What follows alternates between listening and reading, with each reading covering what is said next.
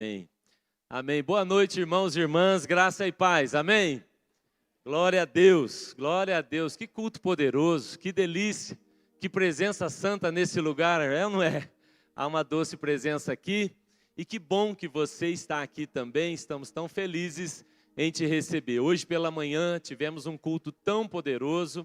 Muitos irmãos têm optado por vir no culto da manhã. Nós temos duas opções de cultos. Um culto 8 horas da manhã, todos os domingos, e esse culto aqui. Então você que algum momento não consiga vir no culto da noite, você pode vir 8 horas da manhã. Olha, dá tempo de você sair daqui e fazer muita coisa. O que não pode é você passar um domingo sem se encontrar com a sua família da fé, tá bom? E hoje também nós queremos juntos, celebrar o Dia da Mulher. Estamos tão felizes porque temos nessa comunidade, nessa casa, mulheres especiais e mais do que isso, mulheres de Deus. Sabe, eu quero hoje aqui celebrar mais do que o Dia da Mulher, celebrar o Dia da Mulher de Deus. Porque uma coisa é ser mulher, outra é ser uma mulher de Deus. E é o que vocês são, e eu louvo a Deus pela sua vida. A gente hoje falava ainda sobre como a gente, como sociedade, precisa ainda crescer tanto em relação à maneira que olhamos para as mulheres, E vocês, mulheres, já conquistaram tanta coisa, porque são mesmo maravilhosas.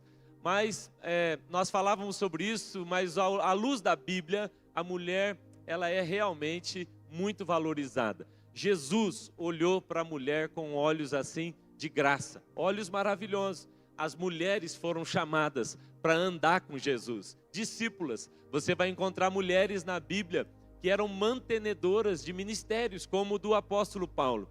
E sabe, irmãs, olha que interessante, quando Jesus ressuscitou, ele apareceu primeiro para um grupo de pessoas. Primeiro, ele apareceu para as mulheres. Vocês, então, estão na história bíblica, como alguém que Jesus ama, cuida, valoriza. Ele decidiu se mostrar ressurreto primeiro para as mulheres. É por isso que vocês têm tanta revelação de Jesus. Eu queria orar, pedir para as mulheres ficarem de pé, por favor. Todas as mulheres aqui, fiquem de pé. E nós queremos assim orar, abençoando a sua vida. E aí eu vou pedir, vamos fazer o seguinte, olha, para cada uma dessas mulheres aí, ou talvez duas delas, se tiver um homem bem bonito perto, macho de verdade, que puder ficar em pé ao lado dessa mulher aí, e você poder colocar sua mão nela, abençoar essa mulher. Vem aí o intercessor, alguém venha. Se você está enxergando uma mulher aí sozinha, vai até ela, por favor, coloque a sua mão assim, no ombro dessa irmã, com todo respeito, E você vai fazer uma oração agora por essas mulheres. Os maridos que estão aí perto das esposas, ficou muito fácil, Filho que está perto da sua mãe, também ficou muito fácil. Faça isso, mas não fique sozinha. Mulher, você ficou sozinha, junto com duas aí, junto com mais uma, e nós vamos orar, abençoando a sua vida. Pai, nós te agradecemos pela vida dessas mulheres. Te agradecemos porque o Senhor deixou na Bíblia testemunhos de mulheres tão poderosas, tão poderosas. Nós olhamos para a história bíblica e vemos mulheres como Esther, mulheres como Abigail, mulheres como a profetisa Débora. Vemos mulheres como Maria, escolhida por sua pureza, santidade, separação. Senhor, nós te agradecemos porque a história bíblica nos mostra que o Senhor sempre olhou para as mulheres. O Senhor as incluiu na história, o Senhor não as deixou de fora. E nós, como discípulos de Cristo, nós queremos também, Deus, ter uma vida assim, olhando para as mulheres com olhos de graça, olhos de bondade. Nos ajuda, Pai, a cada dia mais promover essas mulheres que são tão abençoadas no nosso meio. Nós nessa noite estendemos as nossas mãos para dizer, abençoa, encha-as de favor, de graça, renova o coração, renova cada mulher aqui no seu espírito e renova elas no corpo também. Senhor, nós te pedimos, regula os hormônios, ajusta tudo aquilo que precisa ser ajustado para que elas tenham uma vida próspera no corpo, na alma e no espírito. Nós as abençoamos em nome de Jesus. Amém. Amém. Dê um aplauso bem forte mesmo. Glória a Deus. Glória a Deus. Muito bom. Você pode se sentar. Amém. Olha, no final do culto, você, mulher, vai receber um presentinho. É só uma lembrancinha da nossa igreja, né? Para você lembrar que você é muito amada, muito querida e que nós reconhecemos o ministério feminino nessa casa. Algumas outras igrejas, né? Eles têm liberdade de fazer isso e não reconhecem, mas nós reconhecemos as mulheres como pastoras, como profetisas, missionárias, plantadoras de igreja. Olhamos para as mulheres e vemos o que Jesus viu em vocês. Amém? Aí no final passa lá, nossos diáconos vão entregar um presentinho, ali uma lembrancinha para cada uma de vocês. Glória a Deus. Bom, irmãos, a pastora Maura já introduziu aqui tão bem, e na abertura ela falou de como a gente está aprendendo a ser igreja, a viver igreja cada vez mais. Maura ainda disse, olha, vem para a igreja emburrado não, né, Maura? Não venha obrigado não. Eu me lembro quantas vezes eu fui para a igreja obrigado. Quantas vezes, irmãos, eu chegava na casa dos meus pais domingo, depois de ter aprontado todas, e eu chegava lá e a casa estava fechada e não tinha chave para mim. Eu ia na igreja, e eu chegava na igreja, eles estavam lá, e aí eu chamava o diácono e falava, viu, chama o meu pai, fala que eu estou precisando da chave para poder entrar, tomar banho. E aí o meu pai mandava o recado pelo diácono. Ele mandou avisar que ele vai abrir a casa para você no final do culto, depois que você ficar aqui no culto inteiro. E eu ficava assim, na força do ódio, pensando, meu Deus, que coisa mais chata. Mas um dia ali, Jesus me pegou. E ele me pegou de um jeito, irmãos, que hoje só falta eu morar na igreja, né? Só falta isso, porque nós amamos demais esse lugar. Nós estamos aprendendo cada dia mais ser igreja, porque a igreja é corpo de Cristo, a igreja é noiva de Cristo e a igreja é a família do nosso Senhor. Nós estamos aprendemos que um dia Jesus vai voltar, amém? Mas ele não vai voltar para buscar o Marcos, vai voltar para buscar o David. Desculpa, David, ele não vem te buscar, viu, Gê? Se não é com você, ele vai vir buscar a noiva dele. Então ele vem buscar a igreja. Aí você diz, não, mas eu estou aqui no meu cantinho isoladinho, eu e o meu Jesusinho, parece um pet, parece que é outra coisa, não é Deus. Não é com você. Igreja é para quem se expõe, vive a comunidade. Isso é igreja, e ele vai vir buscar a sua noiva. Amém, irmãos? Glória a Deus. Bom, sabe, Deus começou a soprar isso no nosso coração há algumas semanas. Então, nós começamos a escrever. E eu pensei que seria uma mensagem. Depois, eu não consegui nem terminar a metade da primeira mensagem. E aí nós completamos semana passada, mas de novo não conseguimos terminar.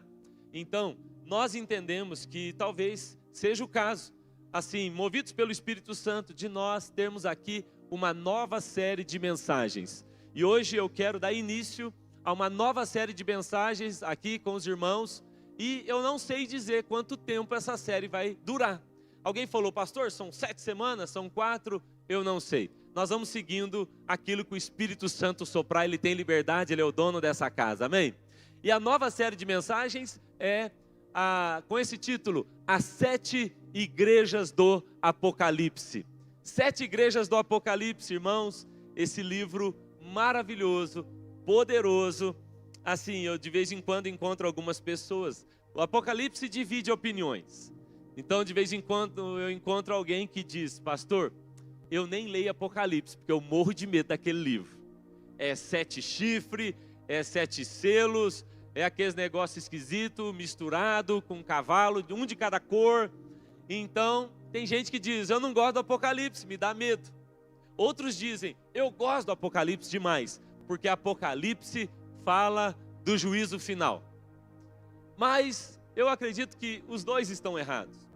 Em partes estão errados, porque Apocalipse não é só sobre juízo final, e muito menos o livro de Apocalipse deveria gerar algum tipo de medo em nós. Pelo contrário, toda palavra é inspirada por Deus, e ela é digna da nossa confiança, e ela foi escrita por nosso ensino. Agora, Apocalipse, ele é em sua essência uma carta às igrejas. Diga comigo, carta para nós. Diga para quem está do seu lado, é uma carta para nós. Então, basicamente, se você olhar na estrutura do livro de Apocalipse, ele foi escrito para a igreja. Então, nós queremos olhar para esse texto e olhar para as igrejas do Apocalipse. Vamos fazer isso pouco a pouco, semana após semana, e entender o que o Espírito Santo está soprando para a minha vida, para a sua vida e para nós também, como igreja. Então, abra a sua Bíblia, por favor, de papel, Bíblia de papel, né? Em Apocalipse capítulo 1. Quem está com a Bíblia de papel, levanta ela bem alta e grita raiz. Aqui é raiz. Quem está com o aplicativo, grita Nutella. Bom, nós somos raiz. Teve Nutella gritando aí? Brincadeira. Pastor, é pecado abrir o aplicativo? Quase pecado. Não chega a ser não. Brincadeira, eu leio a Bíblia no aplicativo também.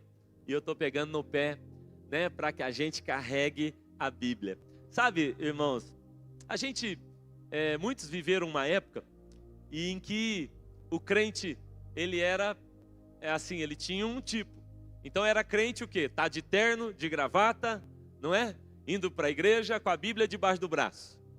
E você, mulher, tá aqui hoje toda produzida, arrumada, maquiada, né? Mas houve um tempo, e existem outras igrejas, e nós respeitamos, em que não podia, né? Não podia usar uma calça, ou cortar um cabelo. Eu nem sei bem como são os usos e costumes dessas igrejas. Mas você está aqui hoje, olha, cortou o cabelo, né? Está até de calça aí, parabéns. E aí a gente disse o seguinte, não, esse tipo de crente não, agora nós somos modernos, né? E aí o pessoal foi ficando moderno demais, fica assim tudo tatuado, igual a Vivi ali agora, vem aqui no louvor tudo tatuado. Mas aí a gente falou, bom, não preciso mais do terno, não preciso mais da gravata, e aí a gente achou em algum momento que não precisava mais de carregar a Bíblia também.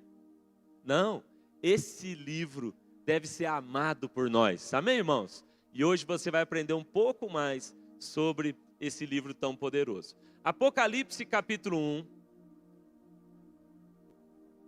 Apocalipse no capítulo 1. Você vai me ajudar aqui. Nós vamos olhar um pouquinho para o capítulo todo. Nessa noite, a minha intenção aqui é introduzir o livro de Apocalipse. E depois nós vamos estudar uma por uma das igrejas. Mas hoje nós vamos introduzir. Você vai perceber que entendendo o contexto, onde ele foi escrito, para quem escreveu, por exemplo, e o ambiente que existia naquela época, isso vai te levar a se apaixonar pelo livro de Apocalipse ainda mais. Então vamos lá. Apocalipse no capítulo 1, você vai ver, por exemplo, verso 1. Ele vai dizer assim, revelação de Jesus Cristo, que Deus lhe deu para mostrar aos seus servos coisas que em breve e devem acontecer. E ele a declarou enviando por meio do seu anjo ao seu servo João. Então só no verso 1 nós já temos muita coisa legal. Ele está dizendo, bom, esse livro é uma revelação de Jesus Cristo. Deus deu a Jesus para mostrar para nós, seus servos, e ele entregou para o seu anjo, e o anjo falou comigo. Quem está falando é João. Amém, irmãos? Só para a gente se situar no texto, é João. Mas João deixa claro, essas coisas não são da minha cabeça. Um anjo falou comigo. E o anjo recebeu de Jesus. Que Jesus recebeu de Deus. Isso tudo está acontecendo para uma coisa, orientar a igreja de Jesus. Bom, ele segue e ele está falando, olha, o João que deu testemunho da palavra de Deus e do testemunho de Jesus Cristo, de todas as coisas que ele viu. Abençoado é aquele que lê e aquele que ouve as palavras dessa profecia e guarda essas coisas que nela estão escritas, porque o tempo está próximo. Então João está dizendo, olha, isso aqui é maravilhoso, mas é interessante que você guarde isso no seu coração.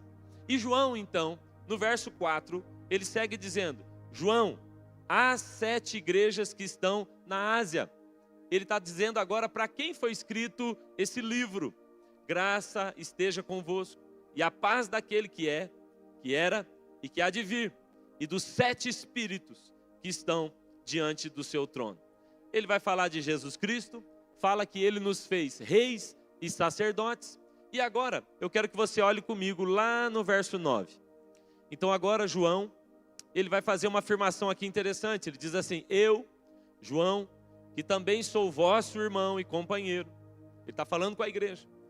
Na tribulação e no reino e na paciência de Jesus Cristo, estava na ilha que é chamada Patmos. Então ele vai dizer de onde ele está escrevendo. Ele está dizendo, eu estou exilado em uma ilha chamada Patmos. Eu estou aqui por causa da palavra de Deus e do testemunho de Jesus Cristo. Eu estava no Espírito, no dia do Senhor. E eu ouvi por trás de mim uma grande voz, como de uma trombeta. E essa voz dizia, eu sou o Alfa, eu sou o Ômega, eu sou o primeiro, eu sou o último. E o que você vê, escreve em um livro e envia às 7 igrejas que estão na Ásia. E agora ele vai dizer o nome de cada igreja. Ele diz, olha, a igreja de Éfeso, a igreja de Esmirna, a igreja de Pérgamo, Tiatira, Sardes, Filadélfia e a de Laodiceia. E aí, depois que ele fala com João, a voz de uma trombeta, João então, ele está de costas. Jesus está falando atrás dele. E aí a Bíblia diz, e eu virei para ver a voz que falava comigo. E quando eu virei, eu vi 7 candelabros de ouro. E no meio dos 7 candelabros de ouro, alguém semelhante ao Filho do Homem, vestido com roupa comprida até os pés, e cingido com um cinto de ouro no seu peito.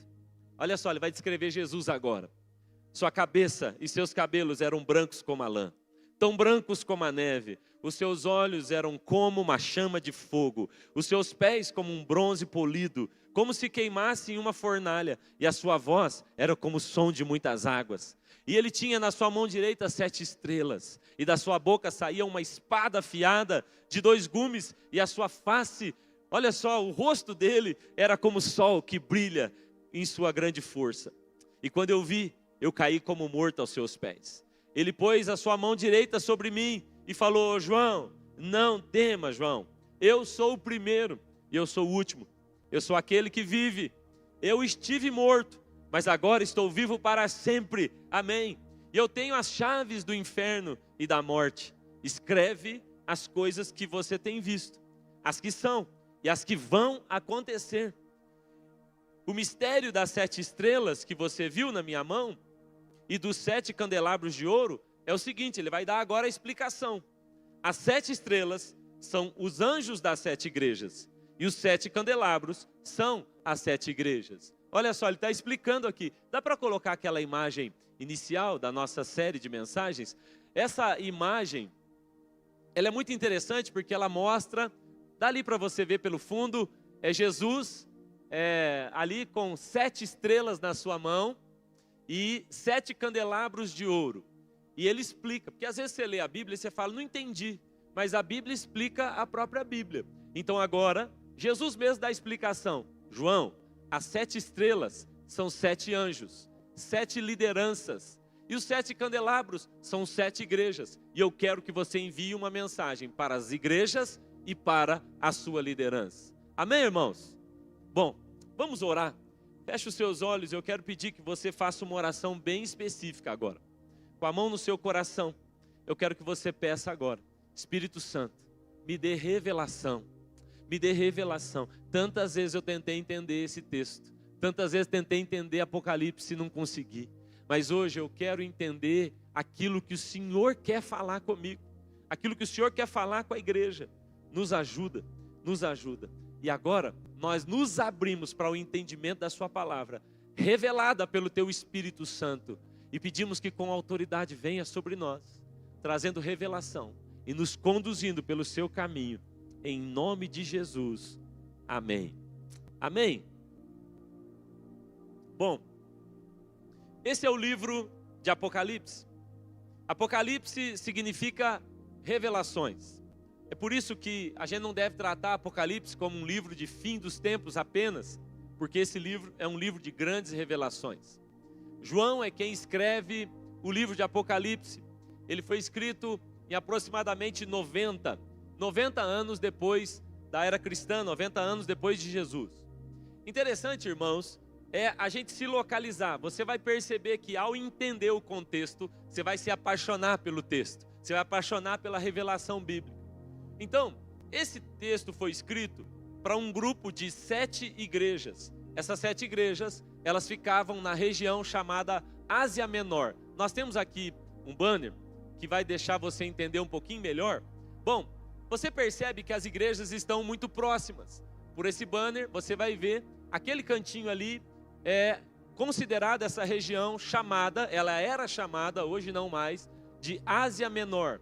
E você vai ver que as igrejas estão bem próximas ali, umas das outras. Inclusive, dá para você ver a ilha de Patmos, que fica não muito distante da costa. Esse lugar era chamado, então, antigamente de Ásia Menor. Hoje, esse lugar é chamado Turquia. Essas igrejas ficam agora na Turquia. Você pode colocar o próximo banner, que vai mostrar um pouquinho melhor o mapa. Olha, assim você consegue enxergar um pouco melhor. Você vai perceber o mapa um pouquinho mais ampliado. Você sabe que a Turquia, ela pertence a 2 continentes hoje. Então, parte da Turquia está na Ásia e um pedacinho da Turquia fica na Europa. As igrejas ficavam muito próximas. Uma pergunta que a gente sempre se faz é: por que as cartas foram só para 7 igrejas? Alguém pode dizer, só existiam 7 igrejas. Não é verdade. A igreja de Colossos, por exemplo, fica próxima, mas ela não recebeu uma carta assim escrita por João.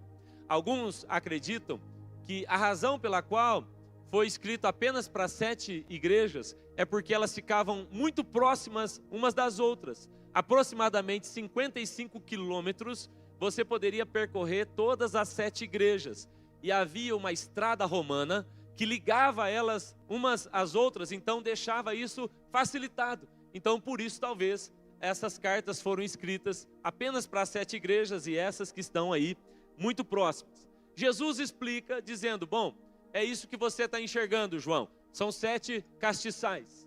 Ou seja, são 7 igrejas. Todas estão pegando fogo. Todas estão queimando. Todas estão cheias de luz, cheias de revelação. É assim que Jesus enxerga as suas igrejas. Agora, sabe, irmãos, uma pergunta que a gente está tentando assim, e a gente conversou durante essa semana é: essas igrejas, elas foram elogiadas, elas foram exortadas, Jesus escreveu para todas elas, né, falando com cada uma delas, e hoje nós vamos estudar o que cada uma assim recebeu da parte de Jesus, mas a pergunta é: como estão essas igrejas hoje? Essa carta chegou para elas em 90 depois de Cristo. Bom, nós estamos no ano 2026 depois de Cristo. E sabe, irmãos, essas igrejas receberam cartas poderosas, vindas de Jesus para elas. Sabe como elas estão hoje? Elas estão mortas. Você pode mostrar, por favor? Por exemplo, essa é a igreja de Éfeso. Olha o que sobrou, ruínas. Elas são hoje sítios arqueológicos, monumentos. São só pedras. A igreja de Éfeso era a igreja onde João era pastor. João era pastor dessa igreja. Acabou, não tem mais nada, pode passar. Todas elas hoje são, olha Esmirna, só pedra, só tem pedra. Outras também, nós vamos passar todas elas aí ao longo da nossa série. A pergunta que eu faço é, bom, como é que essas igrejas chegaram nisso? Como é que elas foram chegar ouvindo de Jesus tanta coisa, tanta orientação? Por que elas acabaram? Por que estão mortas? Essa era a região com o maior número de cristãos do mundo. Sabe quantos cristãos tem nessa região hoje? Menos de 1% da população. Menos de 1% dessa população é cristã hoje, porque aconteceu algo. Essa igreja, as igrejas receberam orientações e não deram ouvidos. Tanto que Jesus repetiu: quem tem ouvidos, ouça. Quem tem ouvidos, ouça o que o Espírito diz à igreja. Eles não ouviram. Bom, agora 2000 anos quase depois, elas estão mortas, acabadas, porque elas não deram ouvidos àquilo que Jesus estava dizendo. Então, eu quero te convidar, nesses dias, a ouvir o que Jesus está falando à sua igreja, porque nós não queremos ser uma igreja que em 2026, que igreja linda, olha que bonito foi, 2025, mas eu não quero que a gente seja a igreja que vai depois alguém dizer, foi bom naquela época, agora o que se tem é só história, é só ruína. Em nome de Jesus, essa não será a nossa realidade. Amém, irmãos? Você está comigo? Então, eu quero assim, junto com você, olhar para esse texto e perguntar: que mensagem Jesus deixou para as suas igrejas? Vamos olhar junto. O que nós podemos olhar e aplicar na nossa vida? O que essas igrejas estavam fazendo de bom? O que elas estavam fazendo de errado? O que é que nós podemos hoje considerar na nossa vida? Então o propósito dessa série é exatamente esse: aplicar as orientações tão preciosas que Jesus deixou nesse texto e aplicar elas na nossa vida como igreja. Eu quero te lembrar que o autor dessa carta é João. Diga comigo, Joãozinho. Eu gosto de chamar João de Joãozinho. João foi quem escreveu esse texto. E é muito legal. Você precisa entender o autor para você amar o texto. João provavelmente era um menino. Alguns escritores, consideram que João talvez fosse até um menininho mesmo, andando com Jesus. Nós não sabemos exatamente. O que sabemos é que Jesus tinha discípulos muito jovens. A maioria dos discípulos de Jesus tinha menos de 20 anos. Você se lembra que quando vieram cobrar o imposto, só cobraram de 2 pessoas? Chegaram para Pedro e cobraram o imposto. Pedro foi falar com Jesus, falou: estão cobrando o imposto. E ele pergunta: de quem? E ele fala: o meu e o seu. Porque naquela época o imposto era pago apenas para quem tinha mais de 20 anos. Muito provavelmente os discípulos de Jesus tinham menos de 20 anos. Então, irmãos, nós precisamos olhar para essa geração de jovens, de adolescentes, e dar valor a eles, porque Jesus valorizava cada um deles. E João talvez fosse o mais novinho. Talvez ele fosse o mais novinho que caminhasse ali, que começou a caminhar com Jesus. João era um pescador, você conhece a história, filho de Zebedeu, ele era irmão de Tiago, e o que ele sabia fazer era pescar. Mas Jesus chamou ele. Alguns acreditam que João era menininho. Por que acredita-se que ele era um menininho? Bom, isso que eu estou falando não é uma certeza absoluta, mas veja só se não tem como a gente caminhar por aí. Por exemplo, João é o único escritor que coloca no seu texto que Jesus chorou. Só ele percebeu que Jesus chorou e escreveu. Você já percebeu como que por uma criança, quando tem alguém chorando, assim impressiona ela demais? Às vezes dá até vergonha, né, Sueli? Às vezes nós estamos com os irmãos, estão aqui chorando. O Davi vem e fica olhando para a cara do irmão assim, ó. Tá chorando? Criança impressiona com choro, não é verdade? O Lucas, quando ele pregou, a coisa que mais marcou ele foi: a mamãe chorou muito na minha pregação. Choro impressiona a criança. João foi o único que colocou, ele chorou. Mas nós temos outras pistas. Por exemplo, João foi o único que pôde sentar no colo de Jesus sem causar ciúme para os outros. João foi o único que reclinou a cabeça no peito de Jesus. João é o único que é chamado de discípulo amado. Tem alguma coisa estranha? Bom, talvez porque ele fosse um menininho. Mas existem outras provas. Por exemplo, quando Pedro, ele quer saber algo de Jesus, a Bíblia diz que, João capítulo 17, Pedro acenou para João, que estava reclinado no colo de Jesus, acenou para João e falou assim: pergunta para o mestre quem é que vai traí-lo. A gente não faz isso com criança? A gente fala, de vez em quando eu falo: Davi, pergunta para a mamãe se ela já está pronta, nós temos que esperar uma semana para nós sair. Ainda bem que é o dia das mulheres hoje, graças a Deus. Mas a gente não faz isso com criança? Vai lá e pergunta para sua avó se ela não quer te dar essa bicicleta de presente. Eu fiz isso essa semana. Isso que eu estou falando. Que a mulher lá de casa passou em cima da bicicleta do menino com o carro. Aproveitar para desabafar no dia das mulheres. Mas João é o único. Pedro fala assim: pergunta para ele lá. É assim que a gente faz com criança, irmão. Parece que ele é um menininho, mas tem mais. Quando Pedro vê que Jesus está indo embora, ressurreto, ele fala assim: ô Jesus, tá, eu tudo bem, mas o que vai ser desse aí? Ele aponta para João, e aí João diz: e ele disse isso a respeito daquele a quem Jesus amava. É João falando. Aí Jesus fala assim: ei, Pedro, cuida da sua vida, porque esse aí, o que te importa? E se eu quiser que ele continue vivo até que eu venha? E aí está escrito assim: então criou-se um mito de que João não passaria pela morte. É interessante, mas há uma prova muito chave, que é a seguinte: quando Jesus está na cruz, todos os discípulos fogem, todos fugiram, para poupar a sua vida. Sabe quem ficou lá na crucificação? Mulheres. Parabéns, mulheres, vocês permanecem. Mas sabe quem mais ficou? João. Por que que João podia ficar na crucificação e não ser morto? Muito provavelmente, porque ele era um menino. E aí, ali naquele lugar, Jesus falou: João, Maria, ô Maria, eis aí seu filho. Ô João, eis aí a sua mãe. Tipo assim, ó, você é menino, cuida dela. Você é mais velha, cuida do menino, porque eu tenho que ir. E deixou o menino lá. O que eu quero que você enxergue junto comigo é, não sei, talvez João não fosse um menininho, talvez fosse um adolescente. Eu acredito, pessoalmente, que ele era tipo assim um pré-adolescente, andando com Jesus, mas assim a mente de um pré-adolescente, sendo discipulado por Cristo, ouvindo dele: eu te amo, você vai ser um discípulo, você vai ser um apóstolo, vendo Jesus multiplicar pão, multiplicar peixes, vendo Jesus chorando, olhando para ele: mestre, está tudo bem. Aquilo marcou aquele menino. Esse é o menino de Apocalipse. Você tem que lembrar disso. João é aquele que presenciou, testemunha ocular da ressurreição. E João escreveu alguns livros. Por exemplo, ele escreveu o Evangelho de João. Ele escreveu as 3 cartas de João. 1ª de João, 2ª de João, 3ª de João. E ele também escreveu Apocalipse. Sabe como João morreu? É uma dúvida. Bom, Jesus disse: se eu quero que ele fique vivo até que eu venha, criou-se a história, ele não vai morrer.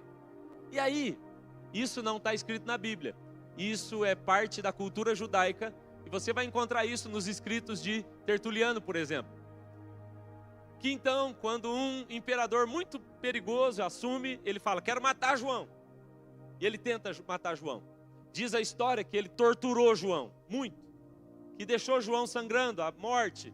Mas João não morria. Nada matava aquele homem. E aí eles tentavam de todas as maneiras, nada matava aquele menino. E aí então, esse imperador, ele disse: eu quero que vocês fervam um tacho muito grande com óleo, com azeite. E eles ferveram um caldeirão com azeite, e aquele caldeirão fervendo. Então ele reuniu todo mundo em praça pública e disse: joga o pastor João lá dentro, pastor de Éfeso. E eles jogaram João. E João mergulhou, e João saiu, e João nem perdeu pelo, diz os escritos. Aquele cara era incrível. Então, aquele imperador que não podia matar João, falou: manda ele para uma ilha. Então, João é levado para a ilha de Patmos. Você está entendendo? Bom, nesse contexto, João vai escrever o livro de Apocalipse. Quem está entendendo aqui comigo, diga amém. Mas você precisa enxergar isso um pouco melhor. Eu quero que você coloque lentes hoje históricas, a lente do contexto. Então, você já entendeu quem é João, mas deixa eu te mostrar um pouquinho como era o contexto histórico da época. Eu vou começar no ano 54. Ano 54 depois de Cristo. Nesse ano, o imperador era conhecido, que nós sabemos, Nero. Só que Nero, ele assume o império de Roma com 17 anos. Aquele cara era terrível. Foi considerado o mais cruel dos imperadores. Ele era um narcisista, megalomaníaco, cruel, terrível. A sua crueldade era tamanha que ele mandou matar sua mãe. Discordou dela, mandou matar. Matou vários familiares assim, pode matar. Ele matava igual mata bicho. Ele era cruel, ele era horroroso. Nero foi terrível. Além de Nero ser assim tão cruel, ele também era um pervertido. Ele casou várias vezes, ele se vestia, saía pelas ruas, fingindo ser outra pessoa, se prostituía, arrumava confusão. Ele casou muitas vezes, mas houve uma vez em que a sua mulher, uma das suas esposas, faleceu. E ele, pervertido, ele decidiu, ele olhou para um homem e achou que ele se parecia com a sua mulher. Então agora ele manda castrar aquele homem. E agora esse homem castrado, ele começa a chamá-lo pelo nome da sua esposa. O nome desse rapaz era Esporo. E agora esse rapaz castrado se transforma na sua esposa. É um pervertido. É isso que ele fazia para afrontar o cristianismo, para afrontar o próprio Deus. O que acontece é que 10 anos depois de Nero assumir o governo, ele tinha 17 anos, agora nós estamos no ano 64. 10 anos depois, Nero decide que Roma é muito feia. Está feio, eu quero reconstruir uma Roma mais bonita. Sabe o que ele faz? Ele então coloca fogo em Roma. Nós temos uma imagem aqui, O Diego preparou para nós essa imagem, ela ficou perfeita, porque mostra um Nero com uma cara de psicopata, e ele faz isso. Ele coloca uma roupa de ator, porque ele achava que ele era um ator, achava que ele era um músico, coloca uma roupa, uma máscara, ele pega a sua lira, vai para o alto de uma torre chamada Torre de Mecenas, e ele fica lá tocando, e ele põe fogo em Roma. Roma pega fogo por 7 dias, 6 noites e 7 dias, Roma está incendiada. O que aconteceu? O que aconteceu é que Roma tinha 14 bairros. Dos 14 bairros, 10 foram incendiados, destruídos completamente. 4 bairros não foram incendiados. Provisão de Deus, sabe por quê? Esses 4 bairros, os bairros mais pobres e os bairros onde viviam os cristãos. Por provisão de Deus, aquele bairro não queimou. Só que isso serviu para que Nero incriminasse os cristãos. Então agora ele disse, foram os crentes, foram eles que puseram fogo na cidade. A população revoltada, ouvindo o seu imperador dizer, foram os cristãos. Sabe o que eles fizeram? Começaram a maior matança e perseguição de cristãos da história. Sabe, irmãos, eu estava lendo alguns textos que dizem o seguinte, nesse período, os escritores dizem, faltou madeira para tanta cruz, onde eles pregaram os cristãos. Eles pregavam os cristãos. Faltou madeira, tamanho o genocídio que aconteceu naquele lugar. Sabe, Nero era tão terrível e cruel, que ele decidiu que para iluminar as ruas de Roma, e iluminar as praças de Roma, ele tinha então uma ideia. Ele pegava os cristãos e amarrava eles bem, envoltos assim em panos, encharcava eles no piche, amarrava num poste, erguia, e todas as ruas, todas as praças tinham um cristão amarrado em piche, envolto em piche e num poste bem alto, e eles colocavam fogo e os cristãos queimavam para iluminar as ruas de Roma e iluminar as praças daquele lugar. Esse é o contexto. Esse é o contexto. Você precisa entender isso. Bom, os anos passam. Então Nero agora perde o seu lugar. Ele, um narcisista, não sabe lidar com isso. Perde o controle do governo. O Senado o depõe. E agora Nero tira a sua própria vida. Então 2 anos depois assume um outro imperador chamado Vespasiano. Lembra que nós estamos no ano 70 agora. O livro de Apocalipse foi escrito no ano 90. Acompanha comigo. Ano 70. Houve uma rebelião, uma história estranha lá em Jerusalém, em Israel. Os zelotes, que são um grupo lá, eles se revoltam. Bom, um templo havia sido profanado e agora os zelotes se revoltam. Há uma rebelião. Roma tem que conter isso. E viam para lá o general Tito. O general Tito vai para lá, não consegue conter. Então eles cercam Jerusalém, invadem Jerusalém, queimam e destroem toda a cidade, destrói o templo e agora começa de novo uma nova perseguição e uma nova matança de cristãos. Para os irmãos terem uma ideia, no ano 70, mais ou menos, Vespasiano, ele inaugurou o Coliseu. Já viram o Coliseu? Viram por TV ou alguém já teve lá? Internet? O Coliseu. Aquele lugar tão grande, parece um estádio de futebol. Ele inaugurou. Sabe como foi a festa de inauguração do Coliseu? 100 dias de festa. 100 dias de festa. Sabe como era? Todos os dias, milhares de cristãos morriam. Dizem que em 100 dias de festa, 10.000 cristãos foram mortos na arena do Coliseu. Enrolava-se os cristãos em peles de animais, jogava lá para os leões comerem, para os touros pisarem. Foi um massacre. Nós estamos falando agora do ano 70. Bom, ano 86. Ano 86, um novo imperador assume, seu Domiciano, que não é da sua família, graças a Deus, né, seu José? Mas esse Domiciano, ele foi considerado o segundo Nero, um homem terrível de novo, horrível. E ele então agora começa a matar de novo cristãos e ele decide calar de uma vez a voz profética da igreja naquela geração. Nessa época, todos os apóstolos já tinham morrido, todos eles haviam morrido de maneira cruel, mártires, todos eles. Só tinha um vivo, que é João. Domiciano tenta matar João, não consegue. E aí o que ele faz? Envia ele para a ilha de Patmos. E agora, você tem o desenho do contexto. E nesse momento, em que cristãos estão sendo mortos, pendurados em madeira, queimados vivos, virando comida de leão dentro do Coliseu. Nessa hora, agora João vai escrever essa carta. Você consegue imaginar como é que está o coração de João? Você percebe que começa a ficar muito mais atraente a leitura de Apocalipse? Porque agora, debaixo desse contexto de dor, de tensão, você acha que você está vivendo perseguição? Você acha que está vivendo dor? Não. Ouça a história dos primeiros cristãos. Ouça a história desses homens aqui. João agora é isolado. Eu fico imaginando ele na ilha de Patmos, tenso. Ele está lá, aquela ilha só tem bicho, cobra, feras. Ele foi lá para morrer. Mas sabe, irmãos, ele está ali naquele lugar. Eu imagino o coração dele apertado, pensando: estão matando os meus irmãos, estão destruindo a minha igreja. O que eu vou fazer? Será que acabou? E é nessa hora, nesse lugar, que Jesus aparece por trás de João. Jesus aparece vitorioso para vencer. É o que a Bíblia diz. Ele aparece de pé com 7 estrelas, 7 castiçais e diz: João, começa a escrever o que eu vou dizer, porque aquelas igrejas precisam de uma mensagem. Esse livro foi escrito assim, debaixo de dor, de morte, de crise, debaixo de tensão. E a gente precisa ler ele na mesma dimensão que ele foi escrito, senão ele vai perder o valor no nosso coração. Quem está entendendo aqui, diga amém. É o que acontece. Agora eu quero assim te convidar a olhar para esse texto durante essa semana de novo.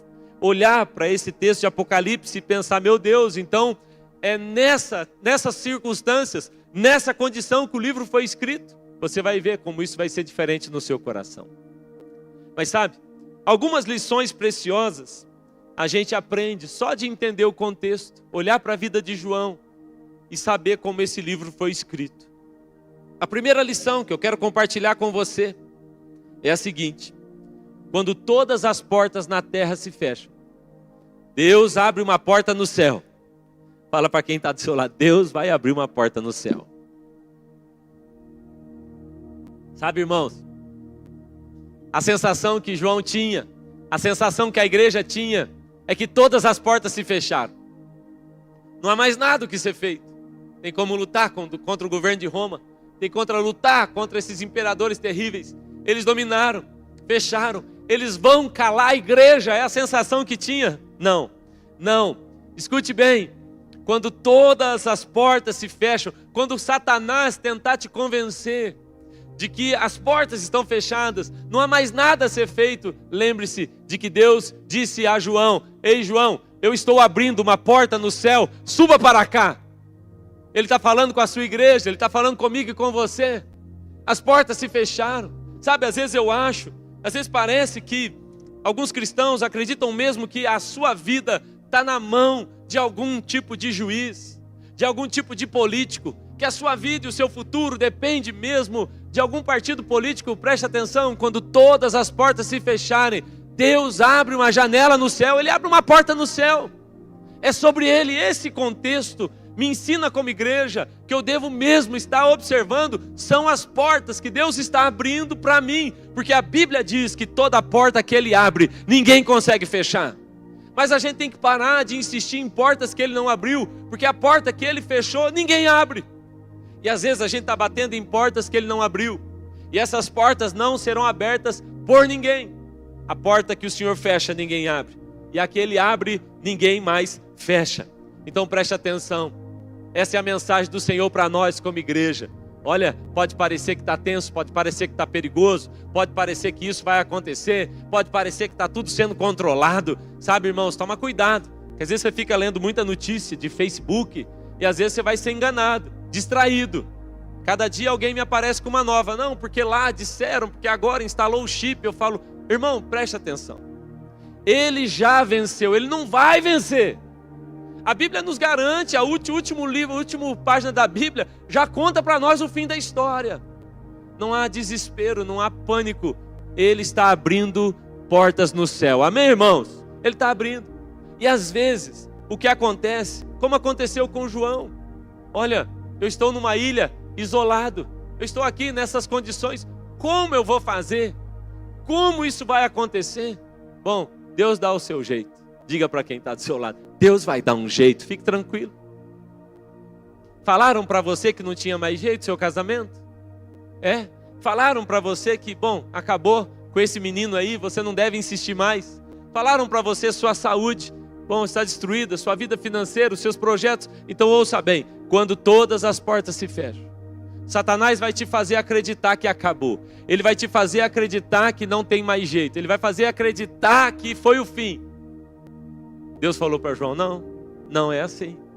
Sabe, de vez em quando, diz a história que vinham embarcações, porque a costa da Turquia não é tão longe da ilha de Patmos, e vinham os barquinhos. Gente arriscando a sua vida, vinha lá, pegava a cartinha de João, e João entregava, leva essa para Éfeso, e aqueles corajosos iam até Éfeso, entregava a cartinha lá, e depois levava uma para o outro lado. Deus vai dar um jeito, fique tranquilo, Ele vai dar um jeito. Só que o problema é que nem sempre vai ser do nosso jeito.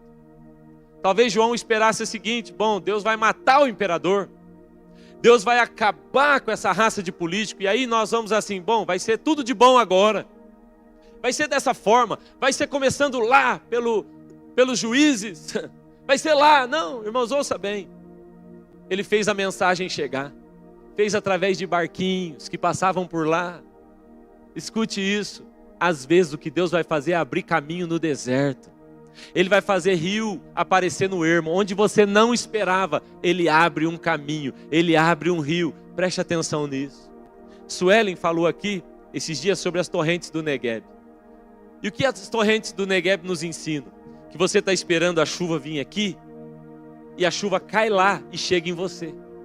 E às vezes a gente está esperando essa porta, ele está dizendo, não, você está achando que vai ser de um jeito, vai ser do seu jeito. Aí ele faz chover na montanha, chove na montanha, aí vem a torrente do Negueb até aqui. Calma, Ele está trabalhando. Satanás fechou todas as portas, é o que ele pensa. Deus sempre tem uma saída para mim e para você. Amém, irmãos? Essa é a mensagem que ele está liberando sobre a igreja. A segunda lição que eu aprendo aqui com o texto de João é que nem o pior contexto é capaz de parar a igreja. Esse talvez seja o pior momento. A gente vai ler e o contexto bíblico talvez a gente olhe e talvez esse aqui seja o pior momento da igreja. Pior momento da era cristã, tantas perseguições, tanto sangue sendo derramado, mas sabe o que aconteceu? Nada pôde parar a igreja. E aí parece assim que o diabo vai fazer parar, não vai parar. Sabe, irmãos, nós já passamos por pandemia, já passamos por perseguição, e nós não vamos parar, amém, irmãos? Não vamos parar. A igreja não será parada. Ouça bem, você pode ser parado, eu posso ser parado, mas a igreja jamais será parada. De vez em quando, irmãos, eu ouço, pastores estão fazendo ali trabalhos de macumbaria, e naquele lugar tem feitiço. Escute bem, quando a gente trata de principado, de potestade, escute isso, essa não é uma luta sua, essa não é uma luta minha, essa é uma luta da igreja. E quando a igreja se levanta, não há principado ou potestade que possa permanecer. A igreja não pode ser parada. Essa é a mensagem que esse texto nos dá. Vão tentar parar vocês, continuem. Eu estou aqui da ilha, mandando mensagem para vocês, não pare. Nada pode parar a igreja. É o que a Bíblia está nos ensinando. Sabe, a Bíblia vai nos dizer que João, ele está vendo aquela situação toda, e ele vê ali, são 7 selos. 7 selos fala de algo muito fechado, e João chora, e de repente alguém cutuca ele e fala, ô João, não precisa mais chorar. Porque sabe, aquele ali, o leão da tribo de Judá, aquele que morreu se levantou, ele está abrindo 7 selos. Aquilo que parecia vencido não será vencido, a igreja não vai parar. É isso, João, nós vamos continuar. O contexto não faz a gente parar, não é sobre isso. Morreu cordeiro, mas levantou leão. Pode se preparar, João, ele está vindo, vencendo para vencer. Ele está sobre um cavalo, pode se preparar, João. Ei, você não é vítima. Nós, igreja de Jesus Cristo, ouça isso por favor. Sabe, a gente precisa sair de uma cultura de vítima, de vitimização. de minoria dentro de uma nação, porque parece que nós somos os pequenininhos e eles são os grandões, e parece que o mundo todo está assim, nos envolvendo, e a gente está no nosso cantinho, resistindo para continuar com a porta da igreja aberta. Não é isso que a Bíblia diz. O que a Bíblia está nos ensinando é que as portas do inferno não poderão resistir à igreja. A igreja não é vítima, você não é minoria, nós somos maioria com Ele, amém, irmãos? Então nada, é o que o texto está nos ensinando, nada vai poder parar a igreja de Jesus. Eu gosto de pensar que os escritos vão dizer que muitos desses cristãos que foram queimados, eles morreram, e eles morreram cantando hinos ao Senhor. Eles morreram glorificando o nome dele. Eu acho isso tão assim assustador ao mesmo tempo, que é impressionante. E diz que durante esse período, o período da maior perseguição da igreja, foi o período do maior crescimento da igreja. E aqueles cristãos, diz a história, que morriam chorando e cantando hinos de adoração ao Senhor, queimados vivos. Sabe, alguns livros vão dizer que o que regou o crescimento da igreja nesse século, nesse período, foi o sangue dos mártires. Diz a história que enquanto os cristãos morriam, devorados por leões, derramando sangue na arena, ali no Coliseu, enquanto isso acontecia, eles adoravam a Jesus. Olhavam para o céu e adoravam Jesus. A história diz que muitos iam se retirando do Coliseu, em lágrimas, e diziam: nós precisamos entender o que é que essas pessoas creem. Nós precisamos da fé que eles têm. E muitas pessoas que foram lá para se divertir, blasfemar contra os cristãos, se convertem no Coliseu, se convertem vendo ser derramado sangue de cristão. Satanás vai tentar nos parar, mas sabe, a nossa dor, a nossa lágrima, o seu sangue e o meu, entregues em Cristo, eles vão se transformar num grande testemunho. Nada vai poder parar a igreja se você continuar olhando para Ele, adorando o nome dEle. Irmão, se prepara, porque nada pode parar a igreja de Jesus, amém? Você está comigo, irmão? Agora, sabe o que eu acho muito legal aqui também? É que uma das lições que eu estava aqui olhando e pensando com meu coração é que há uma vida extraordinária para quem é parte da igreja de Cristo. Eu estou assim, imaginando o Joãozinho. Sabe, o escritor de Apocalipse, o escritor aqui desse texto tão profundo, é aquele menino, aquele menininho. Agora ele já é um homem adulto, mas, sabe, talvez João não pudesse imaginar como seria demais a vida dele com Jesus. Você não acha? Sabe, eu fico imaginando João olhando para trás, toda a sua história com Jesus, desde o dia em que ele resolveu segui-lo, desde o dia em que ele largou as redes do seu pai e foi andar com Jesus. Eu fico imaginando o coração desse rapaz agora, desse homem, pastor de uma grande igreja, e ele agora lá na ilha de Patmos, olhando para trás e dizendo: meu Deus, a minha vida virou de ponta cabeça quando eu comecei a seguir esse homem. Sabe, irmãos, há uma vida tão extraordinária para quem vive a igreja, para quem anda com Jesus, para quem vive a vida cristã. É uma vida extraordinária. João talvez só seguiu o caminho que alguém falou para ele: ó, aquele é o Cristo. Ele só foi numa célula, ele só foi numa reunião, ele só foi num culto. Aparentemente o que ele queria era resolver sua vida. Aparentemente o que João queria era respostas para uma crise existencial, ou para responder uma expectativa que foi gerada por muitos anos da vinda do Messias. Ele começa a seguir Jesus. Só que Jesus é apaixonante, é envolvente, e aí ele não consegue mais largar, e agora está lá o João acompanhando, o coxo está andando, os cegos estão vendo, e ele está vendo aquele mestre curando enfermos. Ele está olhando, é o seu mestre, ele está dizendo: é ele, multiplicando pães, peixes. É ele que está ali também no dia em que Jesus é crucificado. Ele está vendo o seu amigo ser morto daquele jeito. Eu imagino João pensando: meu Deus, a vida com Jesus é demais, ela é dinâmica, E aí é João também, que agora está lá no cenáculo, esperando a promessa, João está lá naquele dia em que o Espírito Santo vem com fogo. João está pelas ruas de Jerusalém, falando em línguas e vendo muitas almas se entregarem a sua vida a Cristo. João se transforma em um pastor. Eu fico olhando para a história desse menino que anos atrás só queria conhecer o Mestre. Talvez um dia você só quis entregar sua vida a Jesus para que Ele pudesse resolver um problema seu. Talvez você foi para o encontro com Deus mesmo sem saber muito o que era. Foi para uma célula sem um entendimento claro do que ia acontecer lá. Deixa eu te dizer, você fez a melhor escolha da sua vida. A melhor escolha da sua vida. Andar com Jesus, porque andar com Jesus é maravilhoso. João nem podia imaginar, agora ele está em Patmos, vivendo tudo aquilo. Sabe, irmãos, chama muito a minha atenção. Pensar que talvez o maior medo que a gente deva ter não é o medo da perseguição, o medo da morte. Talvez o maior medo que a gente deva ter não é o medo do que possam fazer contra o nosso corpo. Eu acho que o maior medo que a gente deveria ter é o medo de não viver no centro da vontade de Deus.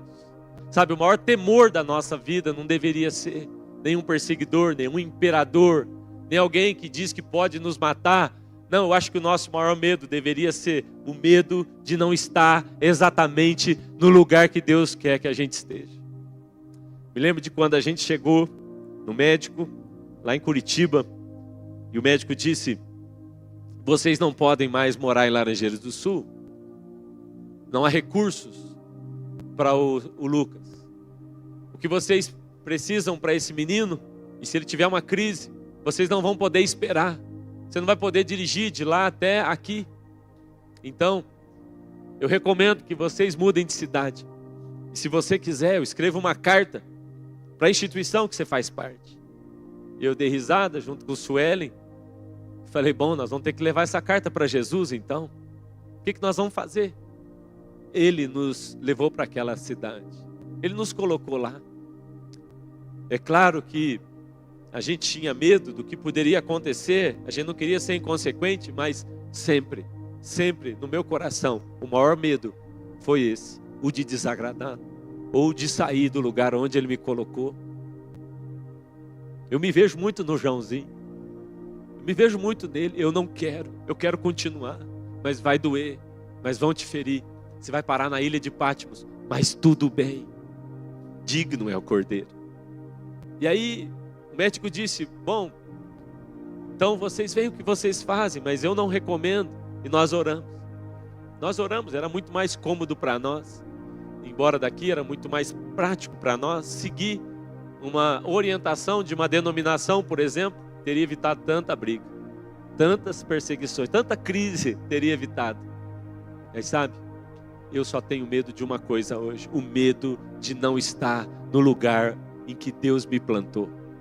O lugar, o centro da vontade de Deus é o melhor lugar para a gente estar.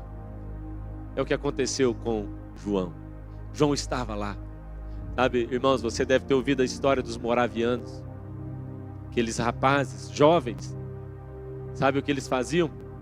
Eles procuravam as pessoas que compravam escravos. E eles se entregavam. Eles diziam, eu me entrego como escravo. Como? Como assim? Você sabe que você nunca mais voltará. E sabe, a declaração daqueles rapazes, daquele grupo de moraviano que se vendia como escravo. E a decisão de se vender como escravo era porque eles queriam evangelizar os escravos. Eles diziam que o cordeiro imolado receba a recompensa. Digno é o cordeiro. E nós vamos seguir vivendo no centro da vontade dele.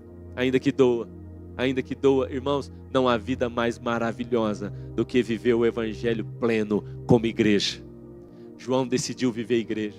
Viveu igreja com Jesus, viveu igreja com os apóstolos, viveu igreja em Éfeso, viveu igreja em Patmos, e ele não estava nem aí, porque essa é a vida que vale a pena. Sabe como João morre? Voltou. O imperador mudou e liberaram ele. Ele volta para Éfeso. Diz a história que ele morre velhinho, cheio de dias, lá em Éfeso mesmo, junto com a sua igreja, e deixa essa lição maravilhosa para nós.